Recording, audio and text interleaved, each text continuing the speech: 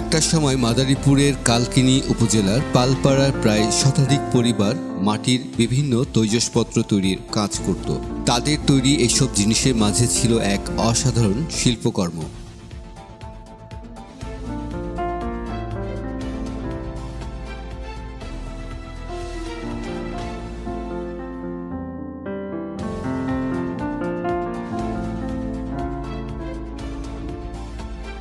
এখন আধুনিকতার ছোঁয়ায় হারিয়ে যেতে বসেছে মাটির তৈরি শিল্পপণ্যগুলো।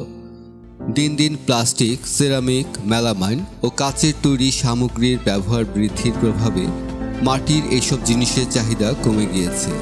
তাই এ পেশার সঙ্গে জড়িতদের সংখ্যাও অনেক কমে গিয়েছে। আর যারা এখনও কাজ করছেন তারা নানা প্রতিকূলতার মাঝে কোনো রকমে টিকে আছেন এই পেশায়। আমাকে বাপ দাদার গেলে কাজ এটা আমরা ধরে রাখছি, এতে আমাকে কিছুই হয় না, এতে সংসার চলে না, অনেক খরচা যায়, খরচার অনুসারে আমরা দাম পাই না। আমাকে সরকারের থেকে আমাকে কোনো কিছু সাহায্য আজ পর্যন্ত করেনি। 5 বছর আগে বড় মূর্তি বা রাইনকোলা বানাইছে, সেইটাও আমরা ধরছিলাম, সেইটা বাদ হয়ে গেছে। বাদ হওয়ার পর এই দই দাড়ি বানাইতে আছি। শিল্পী কাজ করি, আমাকে শিল্পী কাজে এতে কিছু হয় না। আমাকে এটা দাদার কালে কাজ আমি ধরে রাখছি। আমরা এটা অনুদান কিছু সরকারের কাছে পাইনি। আমাকে কিছু সরকার যদি কোনো অনুদান দিত তাহলে আমাকে সংসারটা ঠিক মতন চলতো। আমাকে বাচ্চা কাচ্চা নিয়ে খেতে আমার খুবই কষ্ট হয়। পালপাড়া আগে সবাই আমরা মাটির কাজ করছি, বড় বড় রাইনকোলা বানাইছি। এখন সব কিছুতে দাম, সবাই সেরে গেছে, রাইনকোলা সবাই কেউ বানায় না। আমরা অল্প কয়েকজন লোক আছি, জন 30 ঘর আছি।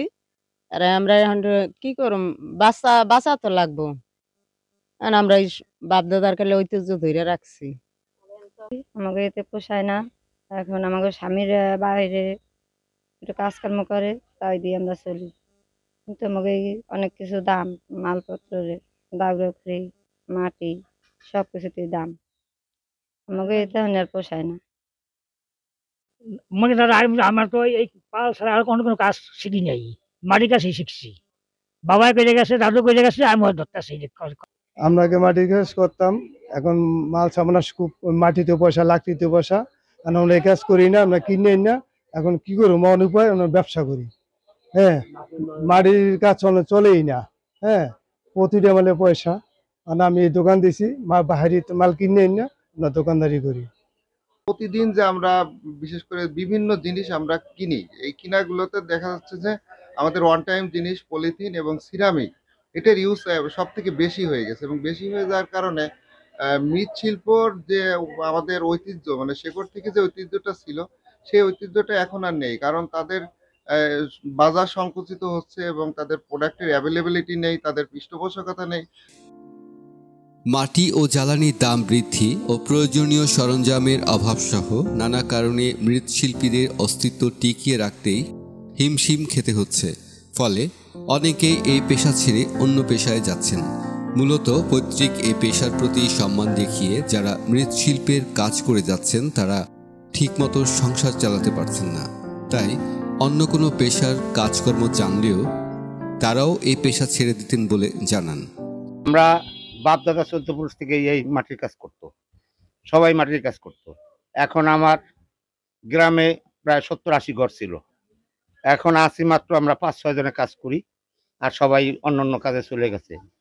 আর বেশিরভাগ চলে গেছে, এই কারণ হচ্ছে প্লাস্টিক, সিরামিক, মেলামাইন, এগুলার কারণে আমাদের মাটির মেলা এখন আর চলে না। এই বিদায় আমরা এখন এই কাজ ছেড়ে অন্য কাজে অংশগ্রহণ নিতেছি।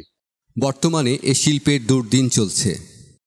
সরকারি ও বেসরকারি উদ্যোগ প্রয়োজন, তা না হলে একসময় এর অস্তিত্ব বিলীন হয়ে যাবে বলে মনে করেন সুধীজনেরা।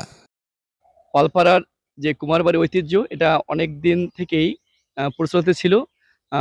পালপাড়ার যে ঐতিহ্য ছিল সেটা হাঁড়ি পাতিল যেগুলো ছিল, এটা আমাদের পরিবেশ বান্ধব ছিল এবং স্বাস্থ্যসম্মত ছিল। দেখা যায় যে আমরা ছোটবেলা মাটির হাঁড়িতে যখন ভাত রান্না করতো, সে ভাতটা নষ্ট হইতো না বা খেতেও ভালো লাগতো। বা মাটির কলসিতে যখন পানি রাখতো, সে পানিটাও শীতল থাকতো। কিন্তু এটা মানে কালের বর্তমান প্রেক্ষাপটে এরা বিভিন্ন সেই প্লাস্টিক দ্রব্য বের হওয়ার কারণে তাদের সাথে কম্পিটিশনে এরা হেরে যাচ্ছে। এদিকে মৃৎশিল্পীদের এই পেশায় ধরে রাখতে প্রশাসনের পক্ষ হতে প্রয়োজনীয় ব্যবস্থা গ্রহণের আশ্বাস দিলেন উপজেলা নির্বাহী কর্মকর্তা। মৃৎশিল্প আমাদের বাংলাদেশের একটি ঐতিহ্যবাহী শিল্পকর্ম। এই শিল্পকর্ম এবং শিল্পীদেরকে বাঁচিয়ে রাখতে আমাদের পক্ষ থেকে আর্থিক প্রণোদনা সহ আরও যা যা সরকারি প্রয়োজনীয় পদক্ষেপ নেওয়া যায়, আমি সেই সব বিষয়ে প্রয়োজনীয় পদক্ষেপ গ্রহণ করব। সরকারি বা বেসরকারিভাবে এই শিল্পের কারিগরদের সহযোগিতা ও পৃষ্ঠপোষকতা করতে পারলে আবার এই শিল্পের হারানো জৌলুস ফিরে আসবে।